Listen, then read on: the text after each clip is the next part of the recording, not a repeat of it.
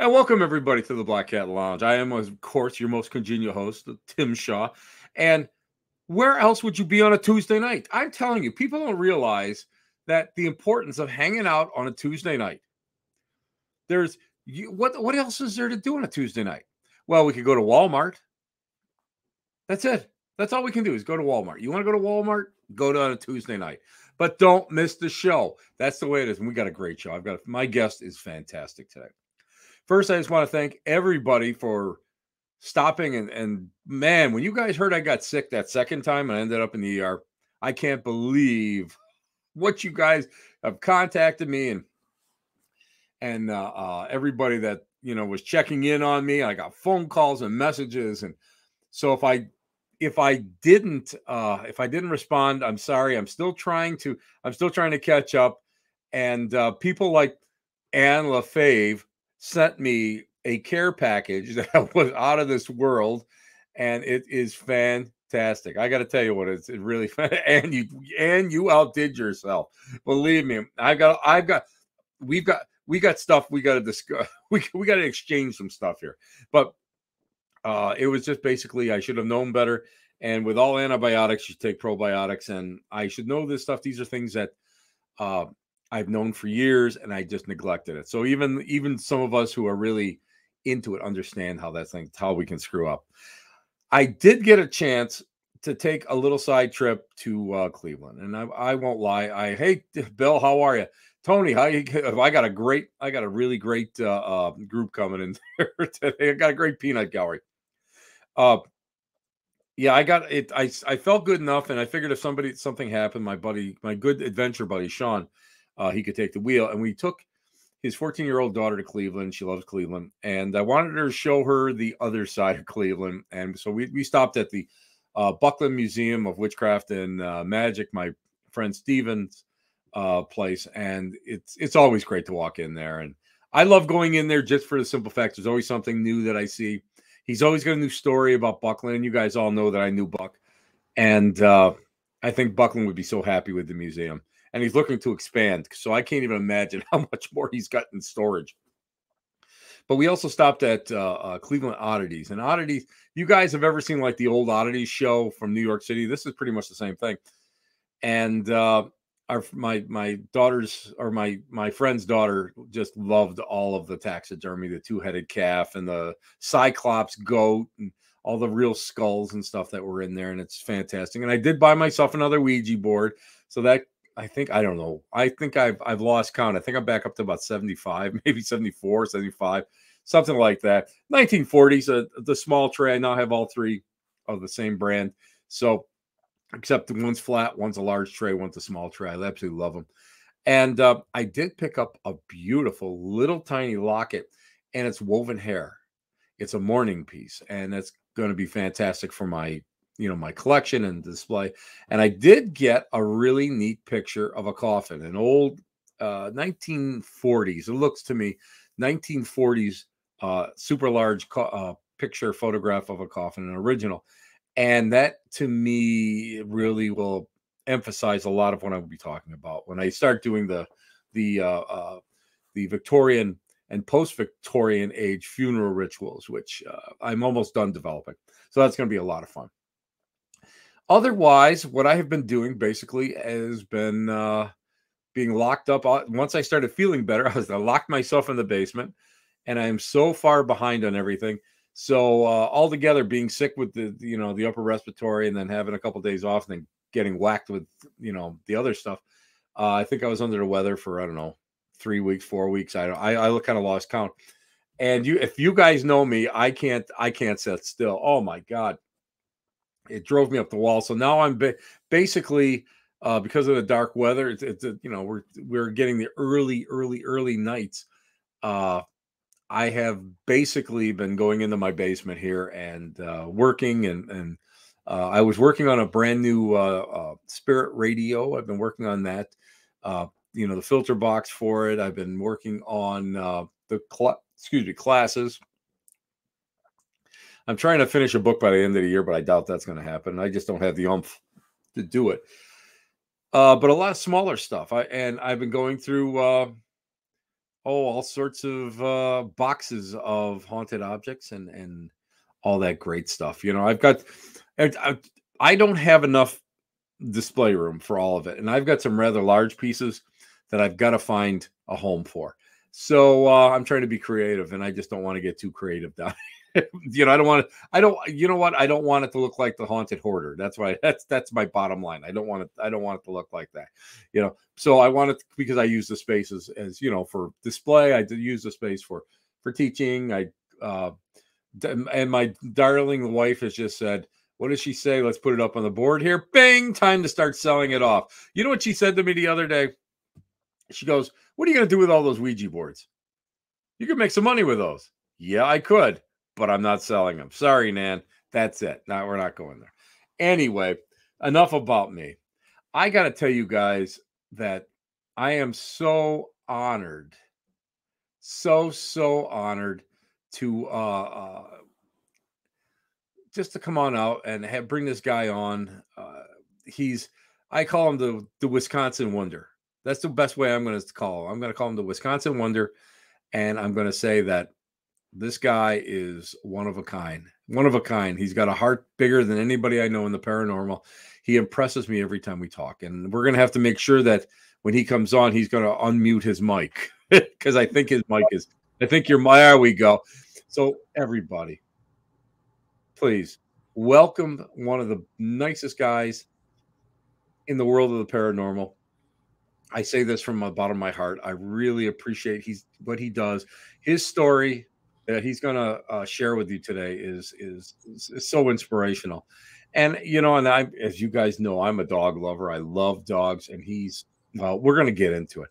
So let me introduce you to someone I'm 6'1". This dude I just look up to. I think as a matter of fact, the top of my head goes to his chin. He gave me a bear hug about a year or so ago, lifted me off the ground, and literally I think I had to go change my underwear. So let me bring on a good friend of mine, Mr. Tim Maile. Tim, how are you, brother? Thank you for being on tonight.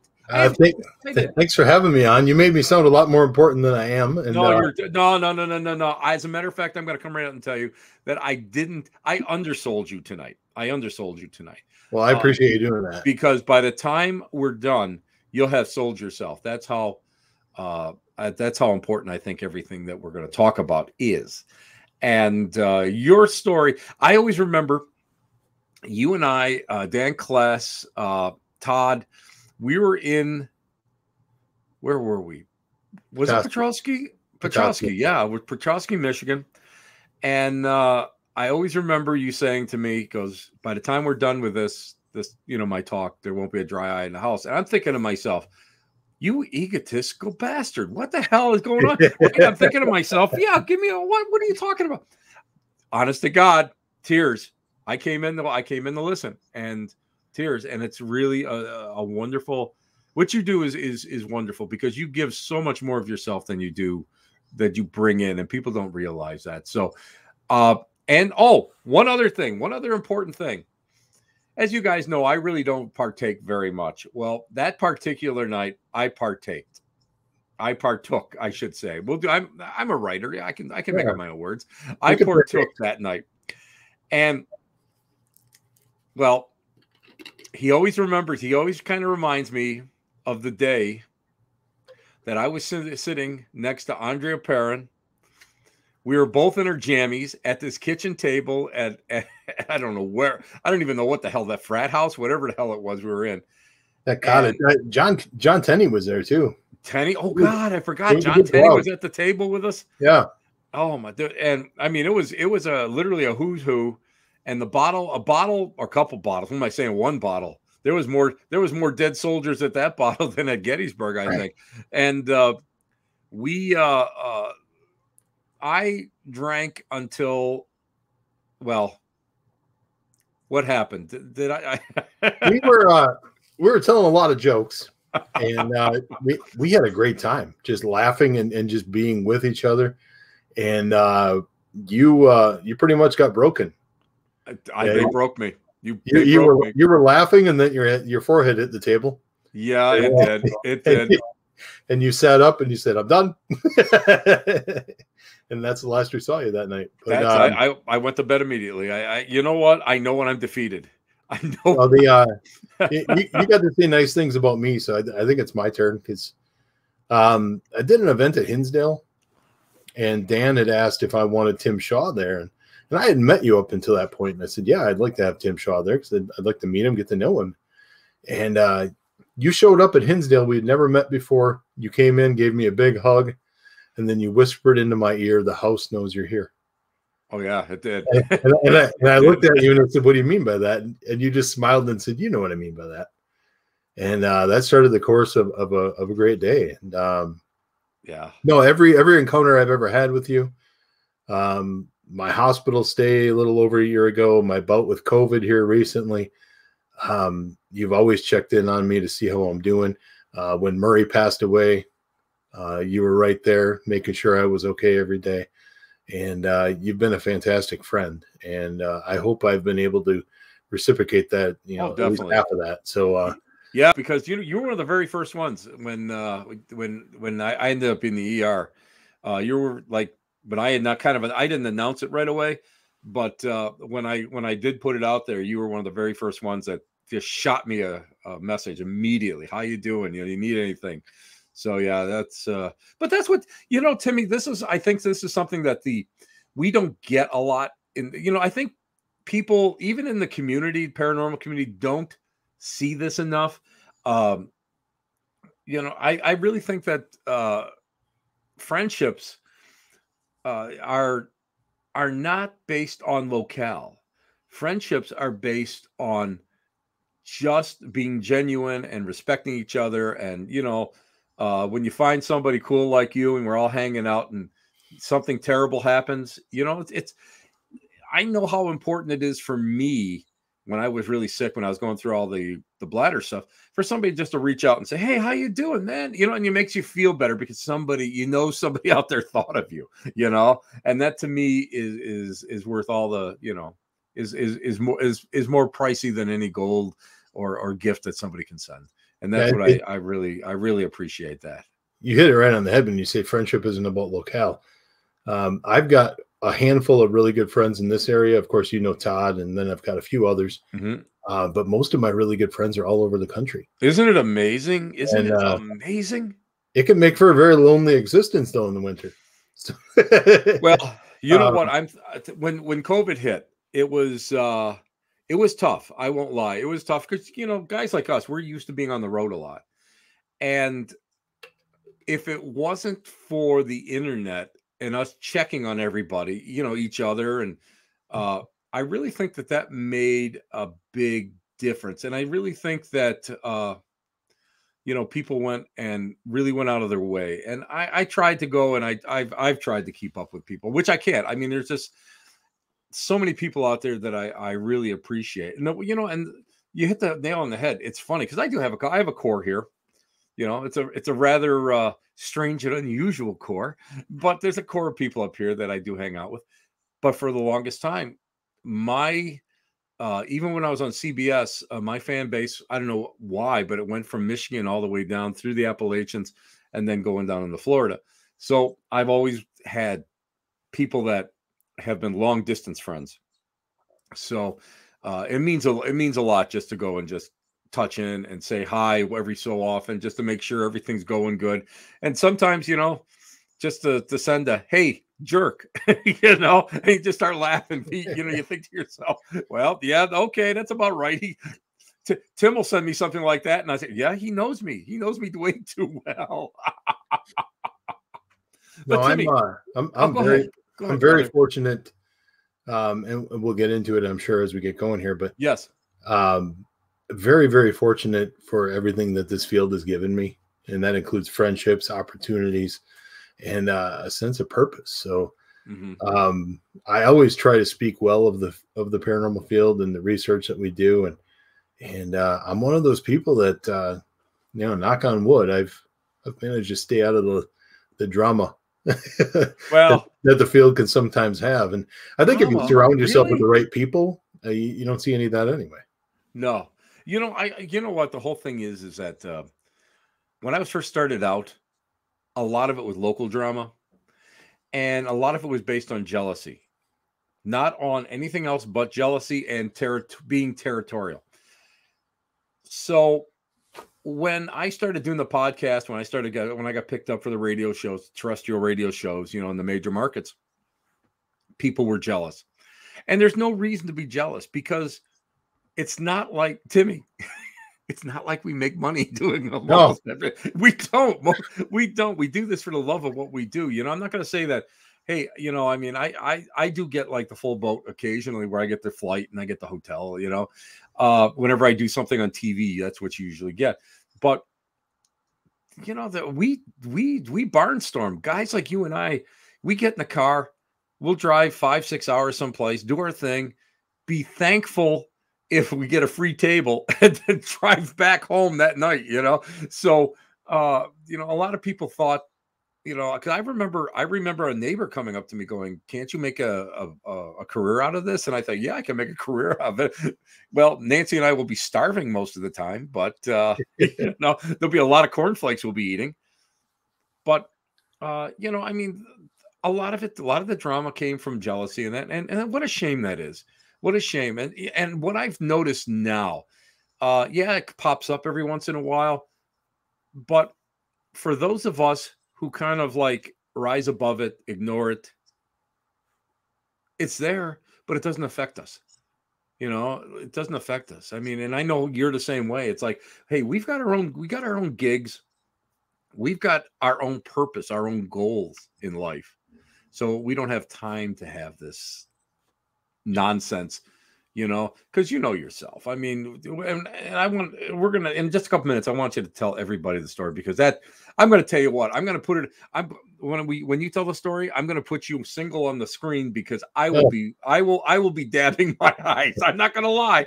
You know, I'm man enough to say that to me, it's an inspirational story, especially, you know, with Murray was alive and Murray was part of it. And people have got to understand this, that yes, the what we do in the field is fun, it's important, it's exciting, but that can't be our only objective in life. We must be able to go and have a higher goal. We must be doing this for, you know, for better angels, I guess that's the best way I can describe it. And when we start doing, when we start talking about a guy like you, that inspires me to be better, you know, and that really does. It really does. Even though that you drink cheap ass booze. Yeah, I'm just going to tell you that. I just pull that right out of my rear end and tell you that you drink some cheap ass booze, but I don't usually drink. That's the thing. So it's effective. It was effective. I think that I night. picked up like a $10 bottle of blackberry brandy that time. Oh, please. Yeah. Andre and I kept filling our glasses with that stuff, and I hadn't drank it in so long. I swear to God, I passed gas the next day, and I swear to God, it smelled like blackberry brandy. But we'll talk about that some other time. I know that everybody wants to hear that. See, remember I told you before the show, I'm so happy not to be on a network. See, they can't control what I say. But let's go into your story. You know, the first time I met you, I had done some research on you, and that was at Hinsdale, and I had done some research on you, and I wanted to go and I wanted to know who I was going to be working with. And I was like, wow, it still didn't hit me that hard, because you really didn't get into it. I mean, it was a powder puff moment where it was sort of like you kind of glanced over it. But when I heard you up at Little Traverse Bay, that just brought it all home to me. And you left me speechless. And people in the audience will know that it's very seldom that I'm ever speechless for anything. And so I'm going to go. Let me turn this forum right over to you. And I want you to start telling everybody why you develop pawtographs and what you do, why you do what you do. And where are we now for how much money you've raised for animal causes? What, about 75,000? Just under 73. 73,000. That's amazing. That alone, guys, will tell you his dedication. So tell everybody. And I have my tissues ready because I know my glasses will be fogged. You don't have to go to single screen yet. I guess I'll take you all the way back to the beginning. I was 8 years old, and my dad was a janitor at my elementary school and was putting out the safety cones at the end of the day, and was hit by a construction vehicle going 35. Oh. He would end up in a coma for 6.5 years and then pass away from those injuries. And when I talk in my lectures and stuff, I always say, between that time and when I was 31, nothing really important happened. And that's the truth. I mean, that was my first, I guess my first experience with loss and sadness. And I think, if I'm really honest with myself, I can trace my depression back to then. But I kept it at bay for years and years and years. Had a relationship end in 2006, and was, in this home that I'm in now. I mean, this is my office here, and surrounded by pictures of Murray and myself. But I bought this house in 2006. I was living here by myself. That wasn't the plan, but I always wanted a dog. And I looked online and I found a pit bull lab puppy. I was looking for yellow labs. I found this pit bull lab puppy who had been beaten and had been rescued from the home. The shelter actually went into the home and took the dog. He was beaten so poorly or badly that somebody tried to rip his tail off. And for his entire life, he couldn't wag his tail. So they tried to talk me out of coming to see him, I should say. And I convinced them that I was no normal guy. And because he was afraid of men, because the person that abused him was a man. They eventually relented and let me come and see him, and they let him out of the kennel. And this little puppy that wasn't supposed to want anything to do with me came running towards me all the way down the hall and jumped into my arms. And it really was the start of a beautiful story. I had Murray home with me for probably about 2 months. And in that time, he started seeing and hearing the things that I was hearing in the home. And that was a thing in itself. It was my first interaction with anything paranormal at the age of 31 was when I moved into this house. I had voices, I had footsteps, I had bangs on the wall, and I just didn't know how to deal with it. And then bringing Murray into the home and him seeing and hearing these things and following them around the house gave me a little bit of my sanity back. About 2 months after having Murray, the depression got the best of me. And I don't remember the exact date, and that's probably a good thing because I would probably drive myself crazy. But that particular night, I sat in my bathroom with the largest knife I had in the house. And I went through each family member and each friend and kind of came up with a reason that it would be okay if I wasn't here. In fact, life would be better if I wasn't. And just as I was about to do the unthinkable, Murray walked into the room and put his chin on my arm. And I looked down at him and I thought to myself, you selfish son of a bitch, how could you do this to him? He needed me just as much as I needed him. And that was the moment that snapped me out of it. And I've battled depression most of my adult life. To this day, I'll have bad days, but that was the moment. And he and I became more like father and son than we did owner and dog. And I spent the rest of his life trying to thank him. In fact, every day there would be a point in the day where I would just kind of go up to his ear and just whisper, thank you. He meant so much to me and still does. I was lucky enough. I was fortunate enough to be on Paranormal Witness in 2013. A residential case that we had done got some exposure, got some attention. And all of a sudden, I had all these offers coming in. And you know as well as I do, you get brought into these events and they give you the table and they say sell what you want. And I didn't have anything. But I knew that there was a chance for me to do something good with that spot. And by then, Murray was probably about 7 years old, and his mortality was really starting to weigh on me.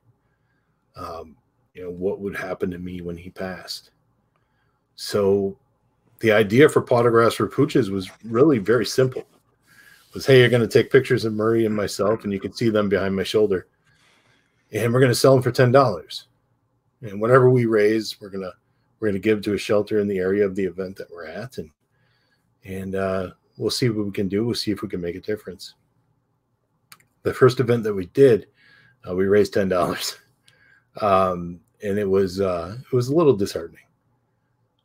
But at that point, and I guess to this day, not a whole lot of people know who I am coming into an event. A lot of people will sit through the lecture and then they'll know who I am, and then we usually get a good run at the table and we raise some money for the animals. But going into the event, a lot of people don't know who I am, and I'm okay with that. But gradually, the events that I was doing, they were getting behind the idea. We mentioned Little Traverse Bay Parafest earlier with John and Jackie Cassidy, and they really were the first people to get behind it. And I think at one of their events, we raised $200. At that time, I was trying to do a lecture at the school that my dad was a janitor at. I wanted to do something for them, and all I asked was that they put a plaque up with my dad's name on it and kind of recognize him and the fact that he had worked there and passed away basically on the job. And they ignored me because little did I know there was a legal fight, and they didn't want to admit that he was actually performing work duties when he was hit. So they ignored me.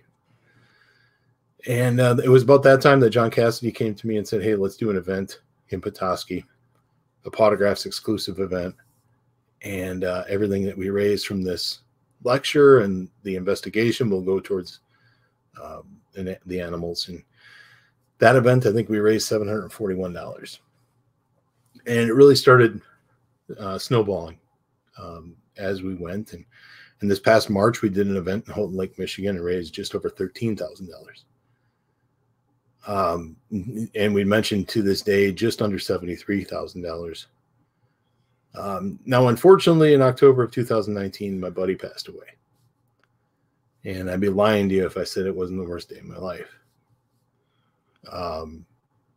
In fact, Murray and I had a deal.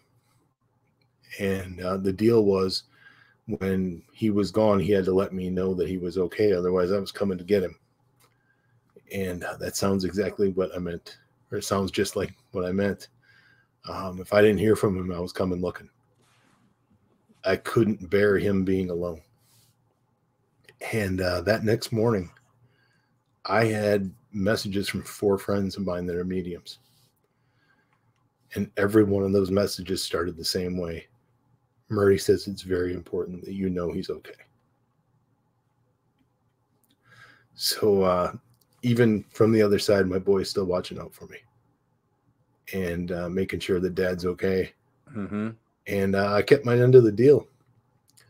And, here we are just a little over 2 years later. And, Pawtographs for Pooches has never been stronger. This past weekend in Dundee, Michigan, we raised $1,566 at a Parafest, which is incredible. And it's incredible that I get to tell his story, and people, it touches them so much. I think maybe I was naive. I didn't think that my story would reach as many people as it did. People come up to me afterwards and they want to tell me, their story and tell me about their dog, their cat. And it's pretty incredible that with my words, I'm able to affect them in such a way. But at the end of the day, I always say this. This is Murray's story. I firmly believe that Pawtographs for Pooches is Murray's. I'm just the human that gets to tell the story. And for that, I'm grateful. And everything that has happened since that day in 2007 is all Murr. I wouldn't be here otherwise. And And the things that I've been able to do and accomplish and experience, everything I owe to him. And I mentioned earlier that, the paranormal field is very important to me. Paranormal field gives me the platform to do this. Uh-huh. And that is why I will always try to be an advocate for this field and always try to see the good in the people that are in the field. So this field has given me far more than I have given it, and I'm convinced of that. So I have a lot of repaying to do. Well, I think we all do. I think we all do at one time or another. And and we talk about the drama. We talk about the bad things that happen sometimes, the interactions that we have with humans that just aren't right. But there are far better people out there in this field than there are bad apples. And you know what? A lot of people think that I'm a little bit too simplistic about that, but I really try to look for the good in people when it comes to the field itself. And that is something that's so important. And a lot of people are missing that, unfortunately. Timmy, I told you, I knew I wasn't going to cry. I wasn't going to cry. Timmy, you got me. Yeah, I had a tear. That's why I had to go to the solo, the single shot, because I was just like, oh, no, I try so hard to get through that without doing it, because I just don't want to forget anything and go past things. But and then the other part of that is, 2 months ago I lost Molly. Right.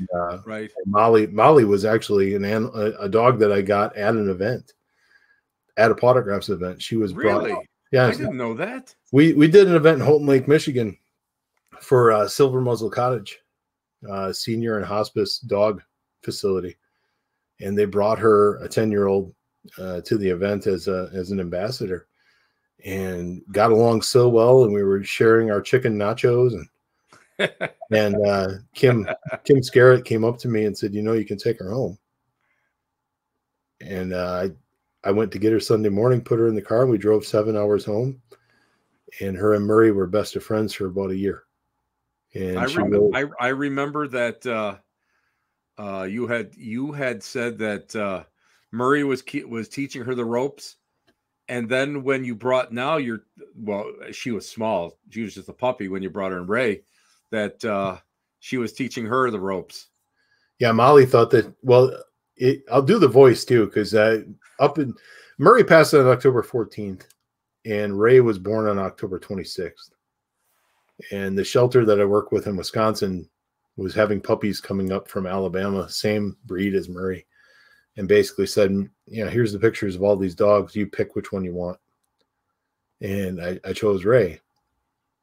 And I kept telling Molly, up until the point where we got Ray, I kept telling Molly, you're going to have a baby. And she was so excited. And I remember the night I brought Ray home, Molly went right into mom mode. And just mothered Ray for probably the first 2 months until Ray got pretty big. And she just absolutely cherished that. And the glow coming from her was amazing. And I had Molly for 3 years, and she was one incredible dog. She really was. And when she passed that night, in fact, I got messages from one of my friends that said, Murray wants you to know that he's got his girl. Good. Oh, that's so sweet. And that's so sweet. That right there made me comfortable, because as long as she was with Murray, I don't have to worry about her. And she's happy, and she's playing, and she's a puppy again. So those two added so much to my life. And now it's just Ray and I. And of course, I still have Bo. Nobody knows I have a cat, but I do. I have a cat, but he just doesn't get the publicity. Listen, he's a cat. That's why he doesn't care about the publicity. Yeah. Come on now. You know that as well as I do. Our first dog came back to me in a dream. And she had been racked with cancer, and she, towards the end, she was not that well, and she couldn't really get around that well. And she came back to me, and I always remember she was just like a puppy again. And at that point, I knew that it was, they're just so happy. Now, here's a question for you. I'm going to ask you a metaphysical question. All right. And I know you can answer it because that's my job as a host. Only ask questions that you know the guest can answer. A lot of people always have told me about animals, and they always said that animals are creatures of service. That's the way they put, they put it. That after they pass, they will stay with you somehow, some way. You'll know about it. You know they're there until they feel that they're needed no longer, and then they go on to wherever they go on to. In your case, and I know that I've asked a lot of people this, that I've personally have talked to about animals that have passed. Do you feel that this is true? Because do you feel that their presence are still with you now? Definitely. I can't tell you how many dreams I've had about Murray. Actually saw him when I was in the hospital last year. I was in the hospital issue with my diabetes, and was in the MRI. And it was so loud, and I remember looking down to my right, and I saw Murray frantically running around the room, clear as day. And I remember thinking to myself, this nurse is going to think I'm crazy. And I looked down and I said, Murray, it's okay. They're taking care of Dad. I'm okay. You can go lay down by the nurse. Everything's going to be all right. And he did. And I'll be honest with you. I hope there never is a time where he's with me. Because honestly, I don't know if there's going to be a time when I'm done needing him. Right. So he'll be with you forever. You know that as well as I do. I mean, for as long as you're here. And I always say that my idea of the afterlife is sitting underneath the tree and having all my dogs, all my animals with me. That's my idea of it. I mean, I'm not this cloud guy. I could care less if God comes down and says hi to me. Don't care. But it's my animals that I really feel that's nirvana for me. Yeah. And you think about it, I've really come full circle from 2007 where I didn't want to live anymore. Yeah. The things that I've dealt with here in the last year and a half, where it really hasn't been. It's, you know what, your year and a half was probably about from my age 53 to 60. Yeah. And it's tough, and it's hard not to be depressed about it. It's hard not to feel sad about it. It's hard not to feel sorry for yourself. Yeah. And well, when I was in there for my feet, and I didn't once feel sorry for myself because I knew I had put myself in that situation, just by not taking care of myself. So there really was no need for me to do that. I'm in a different place in life right now, though, because once they told me, hey, you've got blood clots in your legs, we're not worried about your feet right now. We're not worried about diabetes. We got to make sure these blood clots are dissipated. Right. I fought like hell to stay. And I wouldn't have done that in 2007. I would have said, okay, this is the time. But I've also said things to people along the way that have quite frankly scared people, and I don't mean to. I'm not afraid of death.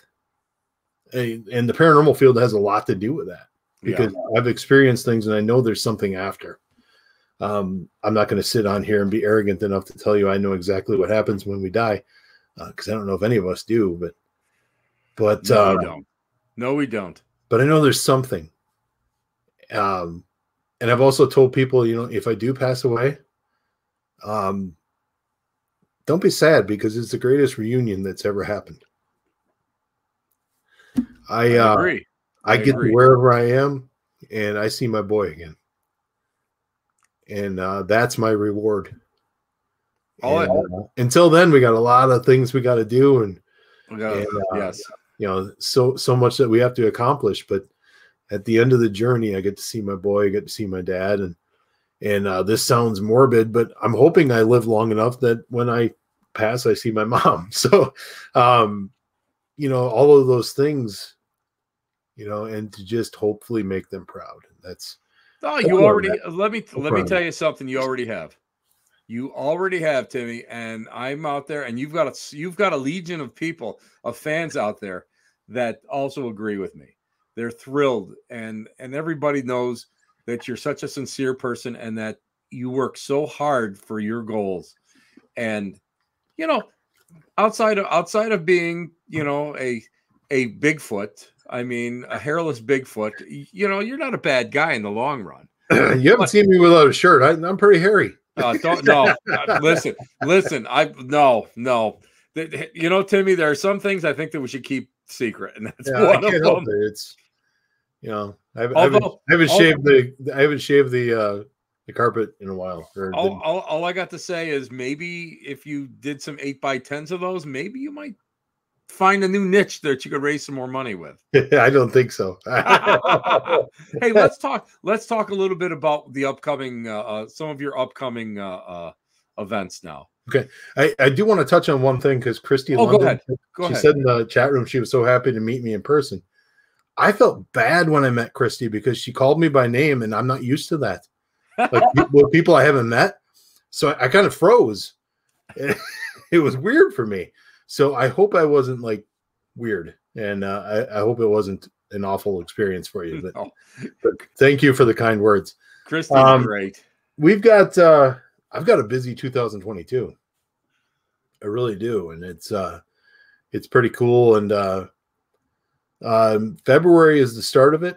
I'm doing an event at Rob and Terry's Theater. We're actually raising money for Lost Limbs Foundation. Pawtographs is raising money for the kids, and I couldn't be more proud of that because Mike Couch does wonderful work with Mike is a great guy. Yeah, I got a lot of respect for him, a lot of love for him. And when I had the opportunity to help him out, you know, we'll put our goals aside for the weekend, and the money that we raise will go to those kids because they deserve it. Right. I agree. And then in March, we're going to be at Houghton Lake, Michigan again, doing Pawtographs Parafest 3, and the headliners there are Brian Cano and Paul Bradford. And we're going to have a great weekend there. And then April 23rd, we're doing an event at Ashmore Estates. It's actually in celebration of Murray's 16th birthday. And that one is headlined by Dustin Perry, who has become a fantastic friend of mine. And didn't you guys all didn't you guys bowl all together for one of the events? We did in September, and it was so much fun. Everybody had such a good time. There was about 30 people bowling, and not one person was out for themselves. Oh my God! You know, and we were just having a great time. Everybody was laughing. Everybody was joking. If you bowled a gutter, everybody came over to laugh at you. If you got a strike, everybody came over to high five you. And it was wonderful. We raised about $4,500 that weekend. That's phenomenal. That's phenomenal. Amazing stuff. And last year was our first Murray golf outing, a local golf course, Farview Golf Course here in Oshkosh, put together a 4-person scramble. And we got to do an event. And my 4-person team was my cousin Jason, Tony, a good friend of mine, and then Todd. And kept it together pretty much all through the day. And then we got to the last hole and we sunk the putt. And I kind of looked up and I was like, wow, you know, we've made it. We got your own golf tournament here, buddy. And I broke down then, but I was with 3 of my best friends. And I wouldn't have wanted to share that moment with anybody else. And again, I think we're doing another one of those in May. We don't have a date set, but Jason and Jessica Drake are in here. They run Second Chance North in Ripon, Wisconsin. We're doing another event for them in September. I don't want to go and name who's all going to be there because tickets aren't on sale yet, and I haven't cleared that with the people that are going to be there. But we're going to have a fantastic time. And then, great. Yeah, it's just I'm really, really lucky. And I missed July 16th. You're going to be with me at Hinsdale House. That's right. Here we go. Look at that. I was all set. I even had this sitting there just waiting. You were like, damn it, Tim, are you going to get to that one or not? But no, we're going to have a fantastic time there. I love the Hinsdale House. I love Dan Class. And, you know, all the people on that poster were all coming together for that pit bull rescue. So it'll be good. It's going to be great. You got some good people. And listen, there's going to be a trifecta of Tims up there. How can it get any better than that? I like how we're all in the middle. Yeah, I know. That's the best part. That's the best Good time. I remember you going like this to me. Okay, Tim, give me the story. what's going on in here? And I remember I was prepping it, and oh my God, I give you so much credit. What an odyssey you had getting up there. It was that was not a good travel weekend for me. No, you could have driven there early. You could have driven there a lot easier than trying to fly up there. The way there, I was supposed to get there about 4 p.m. because I was going to work with another team that was flying in early, and they wanted me to investigate with them Friday, and I didn't get in till about midnight. And then Sunday, when I went to go home, we were delayed again, and I had to run to my connecting flight in Chicago just to make it home by midnight on Sunday. But it was all worth it. It was. If I remember correctly, I think we raised $1,083 that weekend. Mm-hmm. But also that weekend, my bank card got hacked, and I remember that now. Wiped out. So I got home and I was going to send the money to the shelter, and I couldn't. So that was again, it was all worth it, but it was a heck of a weekend. Yeah, that was a tough weekend. I got a chance to hang out with Jimmy Anito, Deacon Jimmy Anito, demonologist. Yep. Great guy. It was the first time I met him, and that was great. But did I was all set to go home that night. I said, I'm going to leave. And you had already left. You left before the fog hit. And the fog had come in, and I was all set to leave. I looked up, and I could not see the end of the driveway. And that is one hellacious hill going down. And I said, you know what? I am just going to sit here. I'm going to sleep here. So, I mean, I've fallen asleep in every haunted location I've ever investigated. So, I mean, you know what I mean? So it's not like a big deal to me. And I always remember that about 5 o'clock in the morning, one of the ladies there had not turned off her REM pod. And at 5 o'clock in the morning, it felt like it was so loud that it was like as if somebody grabbed the antenna. It was so intense. I remember waking up and going, Jesus Christ, will you goddamn let me sleep till 7? What's wrong with you? It stopped. It stopped immediately, and I fell back asleep till 7:30. So, I mean, it's one of those places that's great. And then we were actually, that was the first time I used a Ouija board on an open, like a public investigation. And Zozo kept coming up. Zozo. I'm like, yeah, okay, pal. That's the name that was being whispered into my ear upstairs. Yeah. Oh, that's right. I remember that. And nobody upstairs was acknowledging me. Like there was a whole room full of people that didn't seem like they could see me. Yeah. And I had to get out of the building, and then James brought me over to you, and we shared stories. But yeah, we went back in May of 2020 and did a weekend with just me, Michelle, and Todd. And not Michelle, I'm sorry. Me, Stephanie, and Todd. And it was that weekend that, like, the part of that building that creeps me out the most, and Dan is going to, because I told this story to Dan a few weeks ago, is the fact that if you see headlights coming down the road, you know where they're going. Right. You know what the intent is. So, it's like 1 a.m, and we're kind of on guard, just the three of us there, and no lights that we saw. But then all of a sudden, Todd and I are sitting in the kitchen, and there's these really heavy footsteps on the porch, and just like up and down the porch. And I looked at Todd, and you've been there many times. The mail slot is about eye level for me, right? And I remember standing next to the door and looking at Todd, and I'm like, if that mail slot opens, it's on. I don't care how many of them are out there. I'm not going down without a fight. And thankfully, the mail slot never opened, and then the footsteps just stopped. But that's normal. Yeah, that's normal. I mean, I wasn't so much creeped out because my first instinct was, hey, this is real people, because it sounded real. Mm-hmm. And I thought, we better be able to, defend ourselves here. And, thankfully it didn't come to that, because, I'm getting to be an old man. I don't need to be swinging my fists anymore. You're starting to sound like me. You're getting older and wiser, Timmy. I'm proud of you. I'm proud of you. But yeah, Hinsdale is one of those places that it will, I don't know, out of all the places I've ever been, that's the one place that I can say that anything that's happened to me almost feels like it's human. From the first time I went there and we found that white silk flower in the middle of a room that we had already investigated, to the girl I saw at the bottom of the stairs, to every time I've gone there, it, it's physical phenomena. It's the audio physical phenomena. It's you can hear those footsteps. You can feel that vibration. Coming up off the floor. You can, if you see something, it's there. I mean, it's visual. So it's one of those places. And they always talk about the umbrella nights where it got really heavy outside. And I've been there, I don't know, over the years, maybe 100 times. And every time I've been there, something, at least once, something there's always one thing that makes me go, really? And I shake I feel like a dog. My head kind of cocks, and go, what? And then, you walk away from it.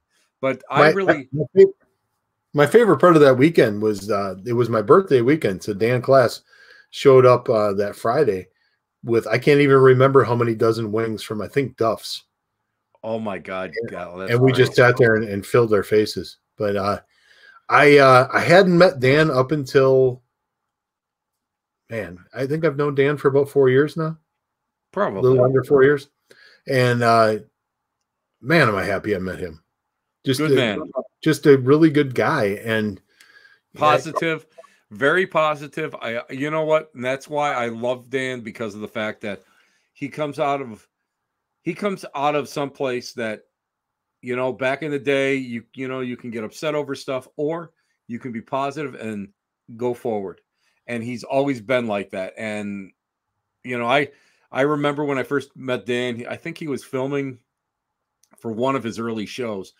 And he's always been like that for as long as I can remember. And that's what I love about it. And believe me, Dan holds my hand when I'm in the airports trying to get from point A to point B.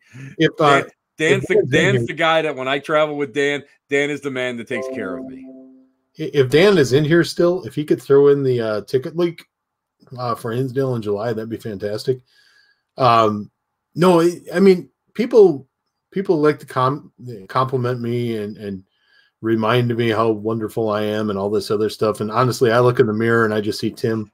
Yeah, you're like me. It's like there are times when I lose my cool. There are times when I get frustrated. It's called being human, though, Tim. But I've never seen that from Dan. I don't think Dan's had a bad thing to say about anybody in his life. And it's just he's just a genuine good guy. And I just, this was supposed to be about Tim, but then Dan came in and we hijacked it and we made it about Dan. How can you not make it about Dan? That's what I'm going to say. How can you make it? Yeah. I love the guy. I mean, bottom line is I love the guy. And he has given far more back to the field than anybody I know. And he has given far more back than he receives back. And exactly. Yeah. I love the fact of what he's doing now and everything he's working hard for. He is one of the best organizers I've ever met, and he's a great marketer. And, I think those of us that know Dan really are blessed. And if you don't know Dan personally, when you're at an event, go up there and meet Dan, because Dan's one of those guys that will go and say, you'll like this one, Timmy. He sells a book. Go like this. Tim wrote the foreword in that book. Go over there and have him autograph it. I had a line. I'm autographing Dan's book. That's what type of guy he is. Or else Timmy, you know how much I like to sit at my table at events. I don't. I'm gone. And he'll go and he'll be like, oh no, just don't worry about it. There's a sign-up sheet. Oh, there's no sign-up sheet. Hold on. He must have taken it with him. He put the sign-up sheet on my table, so I can't disappear. I got a sign-up sheet. That's Dan. You sit there and you gotta shake your head with him sometimes, but he's a great guy. Hey, we're running out of time already. Holy cow! Hey, Timmy. First off, when I say goodnight, stay online. Secondly, how can people get a hold of you besides your website? Because I know a lot of people will want to go and will want to, just pop in and send you messages. They can always find me on Facebook. I have a few spots open on my ever-growing friends list. Just Tim Maile, Maile. You can follow Pawtographs for Pooches on Facebook, Fox Cities Paranormal Team on Facebook. And then if you'd rather go to the website, it's pawtographsforpooches.com, as you see scrolling across the bottom there. And then also foxcitiesparanormalteam.com. And I can't forget Fox Cities Paranormal Team, because you know, the hard work of those people makes me look really good, makes Todd look really good, gives us the opportunities that we have. And you know, from there, this whole thing was kind of built. But I also have to remember, number one, it's Murray's story, and number two, it doesn't succeed without all the great people that got behind it. So One last thing, Tim. One last thing. Yeah.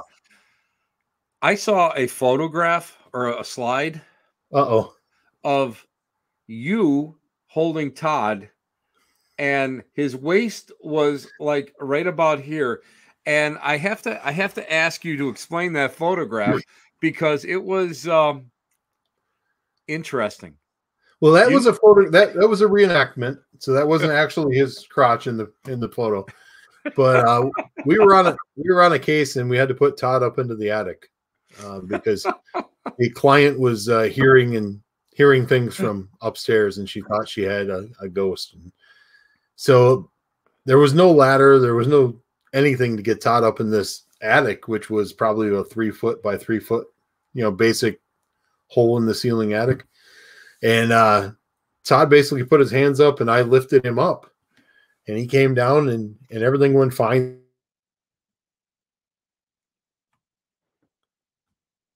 Oh, we froze up. Anyway, he this is one of the slides that he usually uses, and it is rather risque when we start looking at it, but it's hysterical, and it just shows what a great guy Tim is and what a good sport he is. And listen, guys, we're gonna go, and I'm gonna say goodnight to everybody. It's been a fantastic show. I want to thank everybody for being on tonight. And guys, really, really support Timmy, support Pawtographs, and understand that there are people out there. Every time you think that the paranormal field gets a little iffy, a little bit more full of drama, think of guys like Tim, because Tim is just a great person. So anyway, we'll end tonight. Thank you guys for being here. Where else would you be? You're back here at the Black Cat Lounge, where the elite meet next to the dumpster transfer stations. Take care, guys. We'll see you next week. Bye-bye.